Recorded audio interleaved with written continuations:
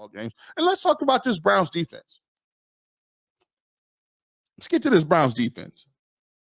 Listen, Jim Shorts, Myles Garrett, Denzel Ward, JOK, Grant Delpit, Zadarius Smith, Martin Emerson. Guys, I just want to let you know, yeah, you guys fell off. Yeah, you fell off. I just have to just keep it real. Now, your fall off ain't crazy. Your fall off ain't like, oh, we're the worst team in the league, and you guys are not a top-notch defense. But still, you fell off. And I'm gonna tell you how you fell off. Defense is all about mentality. Defense is all about the approach that you have when said opportunities happen. Jim Schwartz in his press conference said it the most. When you have an opportunity right before halftime to stop a team and hold them to 3, not only did you not hold them to 3, you let them 5 yards down the field, 10 yards, 15, 1, 2, 3, 4, 5, 6, 7, 8, 9, 10 passes in a row, completions. And it's a sudden change. It's a turnover by the offense. You have an opportunity to have a sudden change and a mentality that says, we're not going to let them score right now. It don't matter. You have to play with a level of desperation, a level of hunger, a level of passion. My coach used to always tell me, defensively, you have to be willing to play at a pace that either your opponent is not able to physically or is mentally or spiritually not willing to. So that means I got to play at an intensity that they can't even really get to physically, or that level is so difficult, that level requires so much of you that they're not willing to pay that price mentally or spiritually to do it. Let that sink in. This ain't a game that's light and easy. And so what happens is, last year, you played with that intensity because you know, I got PJ Walker, I got DTR, I got Joe Flacco. And you know what you said?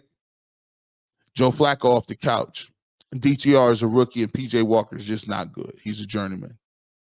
But you know what? Y'all believed in y'all's defense so much, and you believed in what that defense meant and what it was, that not only you played at that level, everybody else that came into that game played at that level.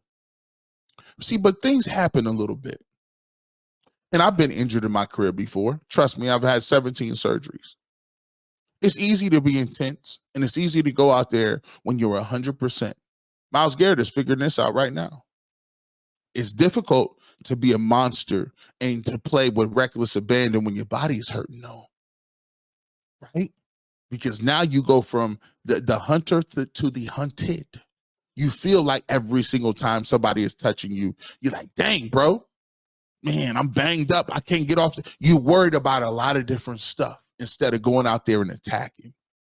And right now, it seems like you guys brought into the thought process that this offense was going to be so new and spectacular that you guys could take your foot off the gas, that you guys can miss tackles, that you guys can give up long drives, that you guys can go over there and knock the football down, that you guys can have penalties that negate turnovers. Well, I'm telling you, you can't. None of you can.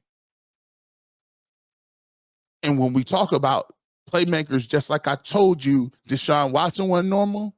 Well, listen, I need to start talking about the not normal people as well. See, it's a lot of you guys on this defense that need to ask you a question. Are you a playmaker or are you a steak eater? It's a difference between the two. Yeah, you can get some shine and do dances when somebody else make a play. But I need you to make a play. What happens when I'm looking at Martin Emerson and Greg Newsome to make the turnover and not Denzel Ward? What happens when I can't put Denzel Ward man-to-man on everybody that's the number one receiver? Sometimes, Martin Emerson, you going to get the number one receiver. And I don't want to see you tuck your tail like you did with Malik Neighbors.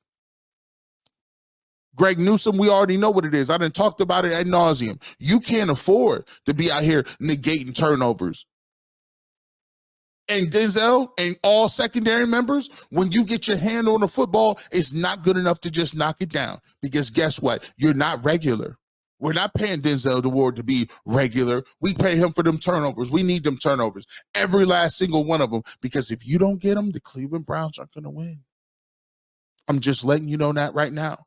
I don't know whether you thought last year was, hey, that was an aberration, and this year we could count on a quarterback and we're gonna get these yards and we got a nice receiving core and we don't got to stop them every play. BS. You're gonna have to stop them every play, and you're gonna have to do it, Myles Garrett, while you being beat up. JOK, you need to be, listen, you healthy. If Myles Garrett ain't, you need more plays then. You need more plays then. You need to start taking the football away. You need to go to Jim Schwartz and say, blitz me. You need to go in and say, I'll back the run up. You need to say, I could be in coverage and get interceptions. Grant Delpit. You need to be saying, I'm Grant Delpit. You put me on the line of scrimmage. I'll stop the run. It's too much. You guys, it's the mentality. It's right here. You guys, they're hunting you guys. You guys look like big game buffalo right now. The hunters is coming with the spears against y'all, trapping y'all up and caging you in. They hunting you right now. They using you for dinner. I thought it was the opposite way around. What happened to you hunting? What happened to you prowling on and moving around? What happened, Jim Schwartz? What happened to all the twist and the text and the stunts? What happened to the exoticness? You guys are getting hunted now. You're regular. You guys are regular. When you start preaching regular, you get normal. You start getting normal. Oh, it's normal. The defense played pretty good. See, that's a problem with a bunch of people. Y'all don't understand how cutthroat the game of NFL is. It's inches. It's inches, millimeters, centimeters.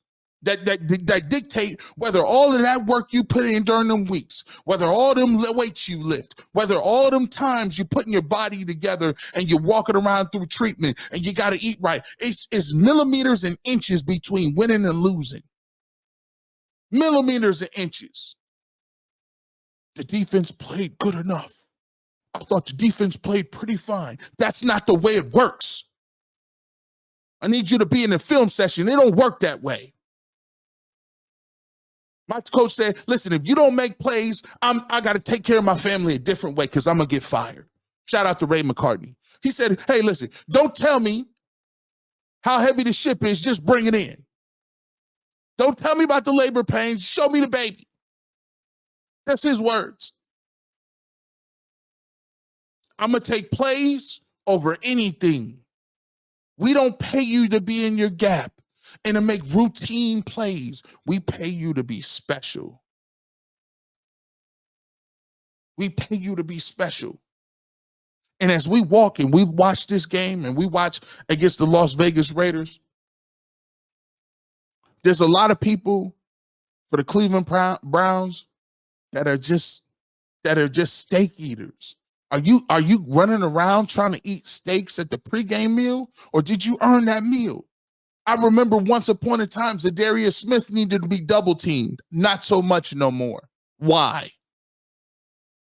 I remember once upon a time, Joe Batonio was a roll grader. Once upon a time, Joe Batonio was punishing people at the point of attack. What happened? I remember once upon a time, Denzel Ward didn't just knock the football down. Denzel Ward took the football and ran it 90 yards in Cincinnati against Joe Burrow. I remember once upon a time, Grant Delpit was one of the best safeties in the game with the vaunted number 7 for the LSU Tigers. He was taking the rock away and knocking fools out. What happened? Yeah, y'all playing okay. But we don't pay y'all to play okay. And if you haven't noticed, okay ain't gonna get it done. We short. Y'all better go watch the movie 300. I need 300 real ones. I need 22. Offense and defense. That's it. 22. And some special team cats. Y'all better go out to Las Vegas in the desert and turn on that water. You better turn it on and figure out what you want to be. Because coming back 1-3 is going to be long and tough. And ain't no sense in asking the fans to stop booing. And why the fans doing that? They going to boo you if you come back here 1-3. The only people you got is the dude next to you on that plane.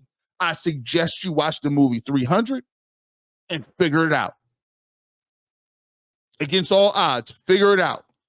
And you ain't even going against Xerxes. You going against Gardner Minshew. You're going against Gardner Minshew. It ain't Xerxes you looking after.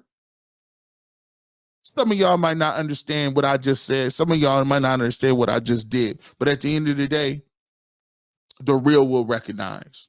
With that.